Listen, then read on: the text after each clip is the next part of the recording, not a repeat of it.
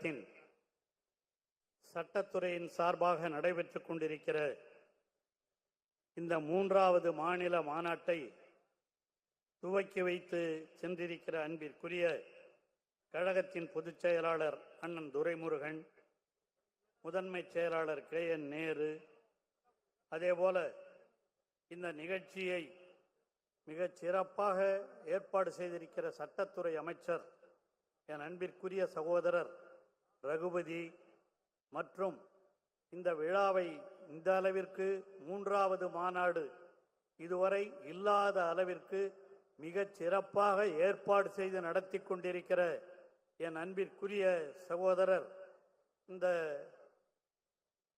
வழக்கறிஞர் சங்கத்தினுடைய செயலாளர் என் அன்பு சகோதரர் NR இளங்கோ அவர்களே, நிகழ்ச்சியிலே கலந்து கொண்டிருக்கிற கிரிராஜன், தாமரை செல்வன், இளங்கோ, RS பாரதி.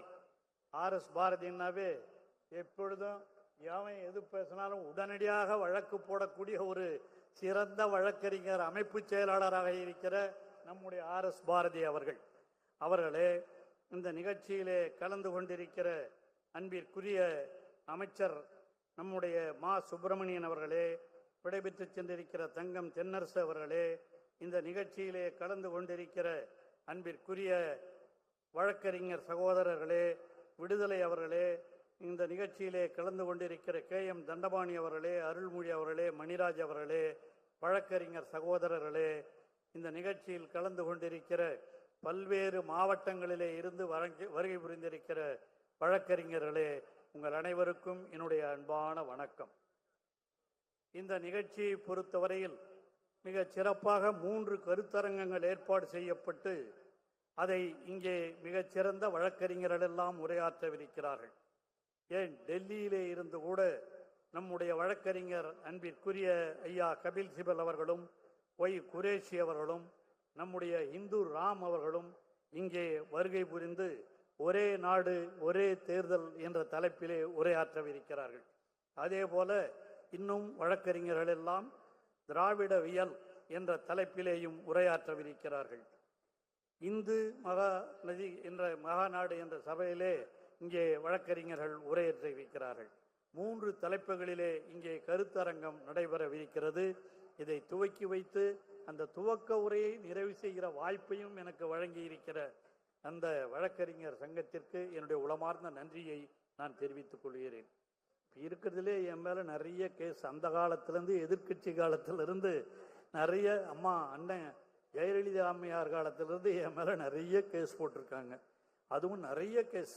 அதுவும் நான் குறிப்பாக அந்த அரிசி குடோனுக்குள்ளே போய் வந்த அனுமதி இல்லாமல் சொல்லி என் மேலே ஒரு கேஸ்.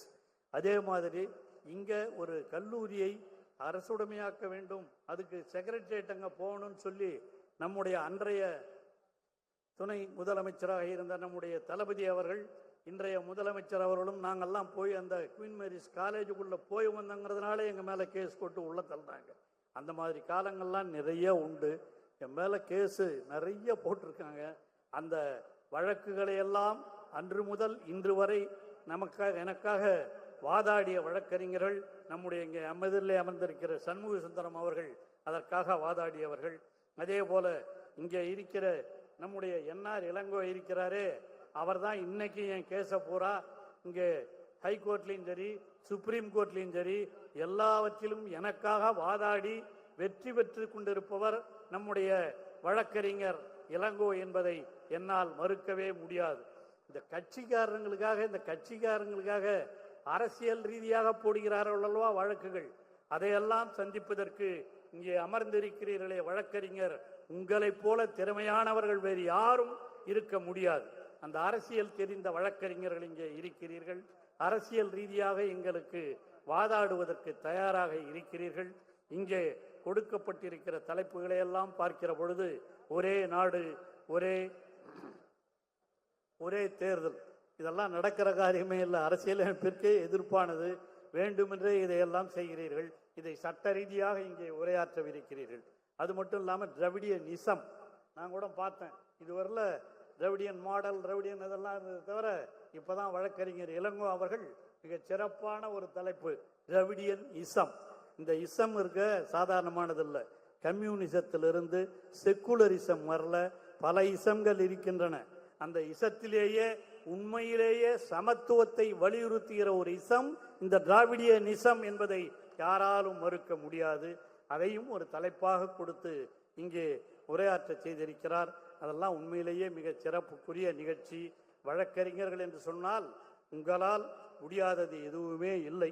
இங்கே சொன்னார் துரைமுருகன் பேசும்போது கூட, நானும் வக்கீல் அப்படின்னு. நான் வக்கீலுக்கு படித்து பாஸ் பண்ணி டிகிரி வாங்கி வச்சுருக்கேன், அவ்வளோதான். கோர்ட்டுக்குள்ளே நுழைஞ்சதில்லை.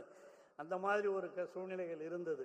ஆனால் எனக்காக என்றும் வாதாடுகிற ஒரு வழக்கறிஞர் தான் இங்கே இருக்கிற நம்முடைய என்ஆர் இளங்கோ அவர்கள். அது விழுப்புரம் கோர்ட்டு கூட வந்து வாதாடி இருக்காரு எங்களுடைய வழக்கறிஞர் என்ஆர் இளங்கோ அவர்கள். விழுப்புரமாக இருந்தாலும், ஹைகோர்ட்டாக இருந்தாலும், சுப்ரீம் கோர்ட்டாக இருந்தாலும், எல்லாவற்றிற்கும். அது கூட எங்ககிட்ட எதையும் வாங்கிறதும் கிடையாது. அந்த அளவுக்கு கழகம் என்றால், கட்சிக்காரர்கள் என்றால் எதையும் எதிர்பார்க்காமல் வாதாடுகிற ஒரு வழக்கறிஞர் தான் நம்முடைய என்ஆர் இளங்கோ அவர்கள். அதனால்தான் இவ்வளவு சிறப்பாக இவ்வளவு பேர் வருகை புரிந்திருக்கிறீர்கள். எங்கள் விழுப்புரம் மாவட்டத்தை பொறுத்தவரையில் இங்கே நம்முடைய சுவை சுரேஷ் அவர்களும், அதே போல வழக்கறிஞர் ராஜா அவர்களும், அதே போல கோபிநாத் அவர்களும் இங்கே வருகை புரிந்து இந்த வழக்கறிஞர்களை எல்லாம் அவர்களெல்லாம் இங்கே வழிநடத்தி கொண்டிருக்கிறார்கள். ஆகவே மாவட்ட ரீதியாக வழக்கறிஞர் அமைப்புகளை எல்லாம் உருவாக்கியவர் தான். இங்கே இருக்கிற விடுதலை கூட ஒரு காலத்திலே அந்த தேர்தலுக்காக நின்று அங்கே விழுப்புரத்திற்கு வருகை புரிந்து அங்கே இருக்கிற வழக்கறிஞர்களிடம் வாக்கு கேட்க வேண்டும் என்று வரும்பொழுதுதான் எனக்கு அறிமுகமானவர் அன்பிற்குரிய சகோதரர் விடுதலை அவர்கள். அத்தனை வழக்கறிஞர்களும் ஐயா கபில் சிபல் அவர்கள் வந்து கொண்டிருக்கிறார்கள். அவர்களுக்கு என்னுடைய உளமார்ந்த நன்றி. ஏன்னா he appeared for me in the Supreme Court. Kapil Sibal, that is why I really welcome him.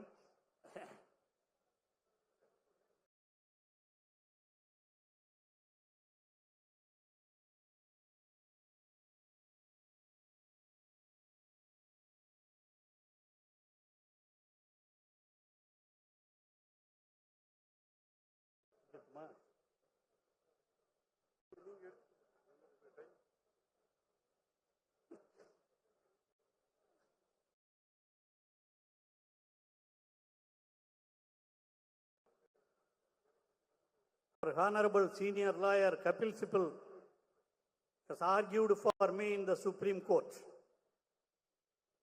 So he was arranged by Mr. Shanmugasundaram and Mr. N.R. Ilango. I really thankful to Kapil Sibal sir. Please, you have come here to Tamil Nadu and you are going to address one state, one election. That is really a very good topic and you are going to speak on it. I really welcome you, sir. Thank you, sir. Then again, இங்கே வந்திருக்கிற நம்முடைய NR Ilango மட்டுமல்ல, இன்னொரு டிகோஎஸ் இளங்கோவனுங்கிறார். அவர் இந்த அறிவாலயத்துக்கு போயிட்டோம்னா அவரும் இங்கே இருக்கிற அண்ணன் ஆர்எஸ் பாரதி நான் சொன்னது மாதிரி இவர்களை போன்ற வழக்கறிஞர்கள் தான் எப்பொழுதும் ஒன்று திரண்டு நம்முடைய வழக்கறிஞர்களை எல்லாம் வழிநடத்தி செல்கிற ஆற்றல் மிக்க வழக்கறிஞர்களாக இருப்பவர்கள். இன்று கூட யாரோ ஒருத்தன் தந்தை பெரியாரை பற்றி என்னென்னமோ பேசக்கூடாததையெல்லாம் பேசிக்கொண்டிருக்கிற ஒருவர். அதற்கும் வழக்கறிஞர்களே நீங்கள் தான் அதை எதிர்த்து இப்போ எவ்வளோ கேஸ் போட்டிருக்காங்க. அதையெல்லாம் பார்க்கிற பொழுது தமிழகத்திலே தந்தை பெரியார், பேரறிஞர் அண்ணா, தலைவர் கலைஞர் இவர்கள் உருவாக்கிய இந்த திராவிட மாடல், அதைத்தான் இங்கே இருக்கிற வழக்கறிஞர்கள் எல்லாம் நீங்களும் உணர்ந்து. என்ன ஒரு காலத்தில் ஜட்ஜ் ஆவறதுன்னு சொன்னா, வழக்கறிஞர் ஆவறதுன்னு சொன்னா அது யாருக்கு மட்டும் இருந்த உரிமை, யார் அதில் இருந்தாங்க கோர்ட்ல. இன்னைக்கும் கூட அந்த சூழ்நிலைகள்லாம் இருக்குது. சில கோர்ட்ல அவால் மட்டுமே இருக்கிற ஒரு சூழ்நிலையை மாற்றி எல்லோரும் வர வேண்டும் என்ற சூழ்நிலையை உருவாக்குவதுதான் திராவிடியனிசம். அதுவும் குறிப்பா கோர்ட்டுகள்ல அது வரணும். அந்த அடிப்படையில் தான் நீதிபதிகளாக இருந்தாலும் வழக்கறிஞர், அரசு வழக்கறிஞர்களாக இருந்தாலும் அவர்களெல்லாம் எல்லா மதம், எல்லா ஜாதியை சேர்ந்தவர்களாக இருக்க வேண்டும் என்றுதான் தந்தை பெரியார் காலம் முதல் பெரியாரும் அண்ணாவும் கலைஞர் எல்லாம் வாதாடி அதையெல்லாம் செய்து கொடுத்திருக்கிறார்கள். அந்த அடிப்படையில் தான் வழக்கறிஞர்களே, வழக்கறிஞர் சகோதரர்களே, நீங்கள் எல்லாம் ஒருங்கிணைந்து இந்த பணியை தொடர்ந்து செய்திட வேண்டும் என்று உங்களை எல்லாம் அன்போடு கேட்டுக்கொண்டு, இந்த அளவிற்கு வாய்ப்பளித்த என்னுடைய உண்மையிலேயே என்னுடைய வழக்கறிஞர் அல்ல, என்னுடைய அன்பிற்குரிய தம்பி, எனக்கு எப்பொழுதும் உறுதுணையாக இருக்கிற நம்முடைய என்ஆர் இளங்கோ அவர்களுக்கு மீண்டும் ஒருமுறை என்னுடைய நன்றியை சொல்லி நிறைவு செய்கிறேன். நன்றி, வணக்கம்.